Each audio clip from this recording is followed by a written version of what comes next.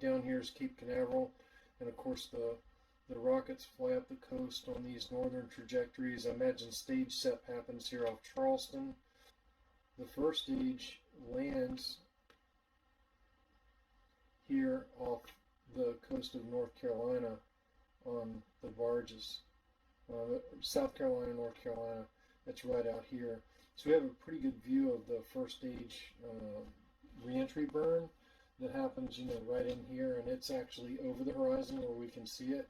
The landing burn happens beyond the horizon. We cannot see the landing burn, but we also then have a pretty good view of the second stage continuing on up the coast, and I get that in this video.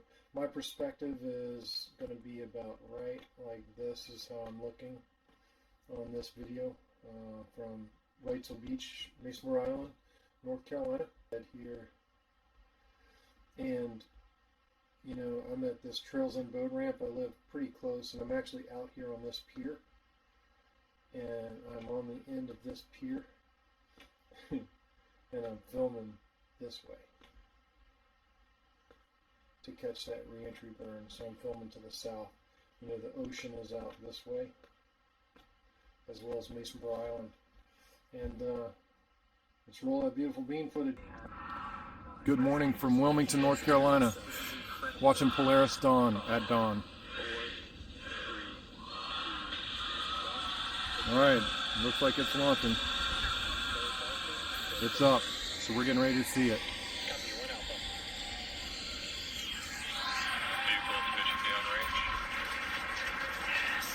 Alright, she's leaving Cape Canaveral. I'm in Wilmington, North Carolina, about 400 miles to the north. And I'm on the coast, and we're getting ready to see this thing fly by.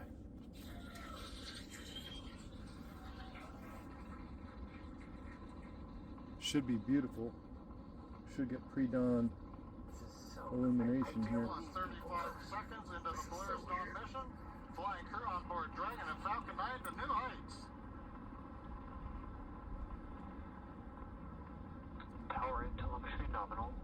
And we're throttling down in preparation for max Q. Maxwell Meredith. Call out. Vehicle supersonic. And there on the left side, got the Polaris Dawn supersonic.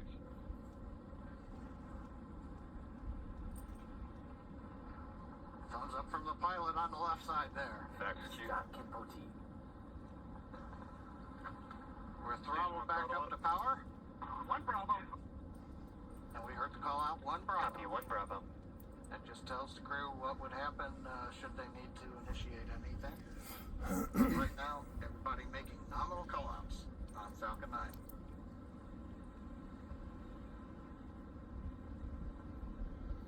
Nice views from the ground camera. And nice views from inside Dragon. Impact chill is underway. The announcement lets us know we've begun the final chill of the second stage engine, preparation for its activity coming up at about T plus 2 minutes and 40 seconds.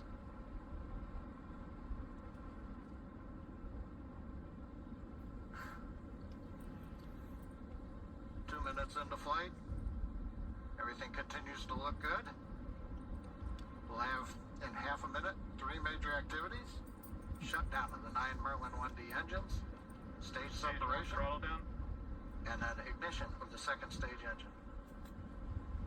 Still don't see it. I'm looking for it. Acceleration now for the crew, just below 4 Gs. See, we're coming up. Stage separation is just over Charleston, South Carolina, about 130 miles to our south. There's Miko. Preparing for Miko. There it is. Main engine cut off.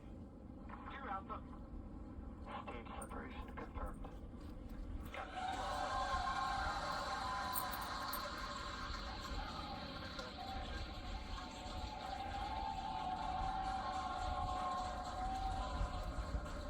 As you can tell by the cheers behind us and the views on your screen, the first stage booster now on its way to attempt landing on Just Read the Instructions. Second stage there on the right-hand side of your screen. You can see that the first stage has not yet reached its apogee. You can see the altitude there. Lots of thumbs up there. Excuse me, from pilot Scott Kid Poteet. Now 3.5 minutes into the Polaris Dawn mission. First stage continuing to make its way up to its apogee. We'll see that altitude begin to slow down. Dragon SpaceX trajectory nominal. Great news there, indicating that the second stage trajectory is looking good. I still don't see it. This is so crazy. Now the grid fins have deployed on the first stage. If we get first stage views, we might be able to see the Florida coast in the background. Oh, they're right there. Yeah, we sure can. Once again, our drone ship is attempting to land on, our booster is attempting to land on our drone ship. Just read the instructions. Yeah, Discord, chat in Discord is pointing out that we were seeing thumbs up from Scott Kid Poteet, the pilot of this mission, with despite 3.5 Gs. But you have to understand, Scott is an F-16 fighter pilot, and 3.5 Gs is absolutely nothing for this guy. And all of them, all 4 of them in here have trained extensively in fighter jets and have experienced extremely high G environments. So this is a walk in the park for them, which is half the reason why you do fighter jet training, so that when you get to these environments of 3-4 Gs, no big deal. And that'll be around T plus 9 minutes. That one will be just a single engine burn. And that will bring the booster down for a soft landing on our drone ship. Around the same time as that, we expect to see Dragon be injected into orbit.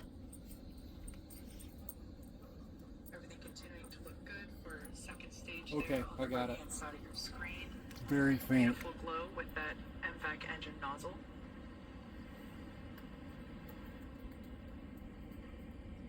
This has got to be the most. We can see the crew It's settling. passing Orion's belt right now. I think this is by far the most internal views we've seen during a launch. Comfortable there at T plus 6 minutes. They're at about 4 Gs. Sunlight's starting to light up the and contrail. everything looks good. First stage continuing its descent. Go Polaris down Dawn. to planet Earth. Should get the re-entry Yeah, you burn see on on the the left booster side. at least. You can Still not see illuminated 2 really things that good are by telling the- you that the booster's re-entering. Number one is its altitude is decreasing. So, despite when it separates from the second stage, the booster's still ascending. It's still following its ballistic trajectory. So it still is increasing in altitude and then falls because it doesn't just let go right when it's at the peak of its altitude. It wants to mostly inject a lot of velocity.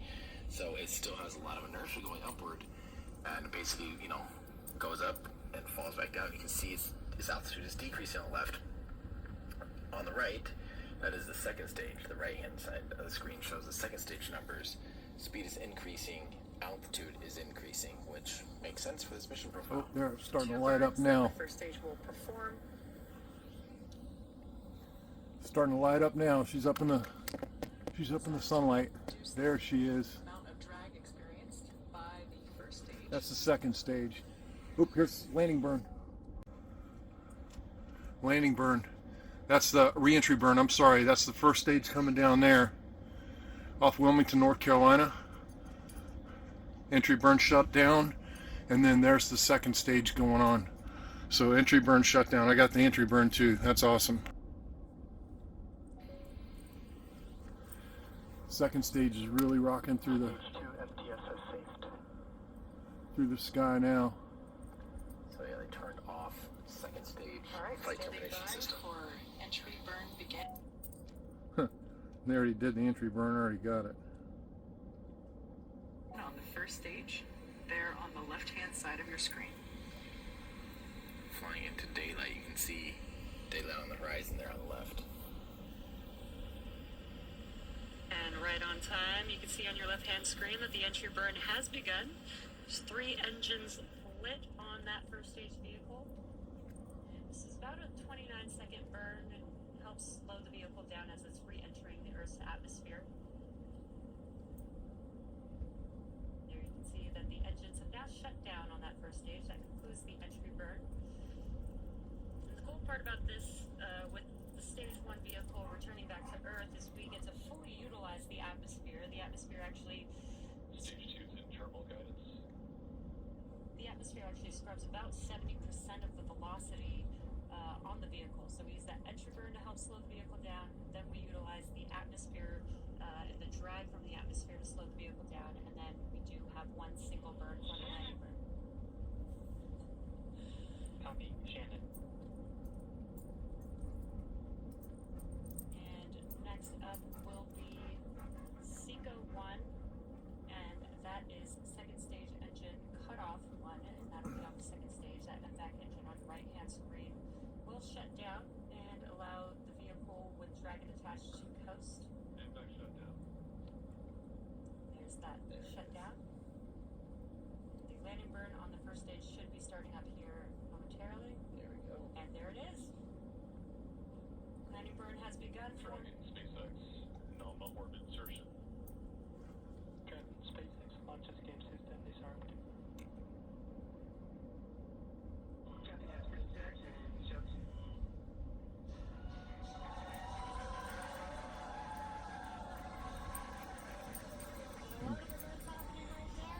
The booster has landed successfully.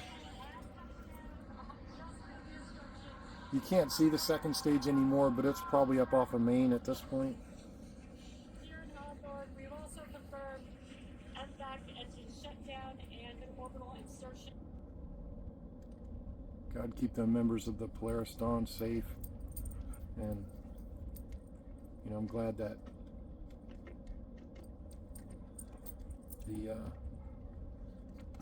the deputy that came by didn't go investigate me.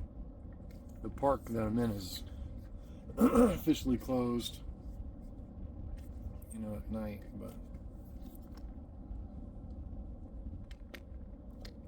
I mean, we're talking about it's 10 minutes before dawn. I was gonna stay and see if this contrail got illuminated any, but it's really cool because just above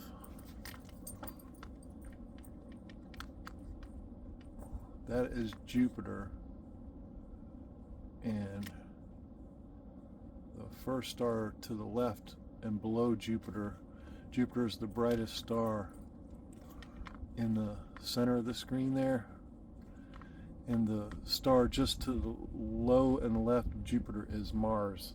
So this thing flew by just under Mars, which is pretty awesome.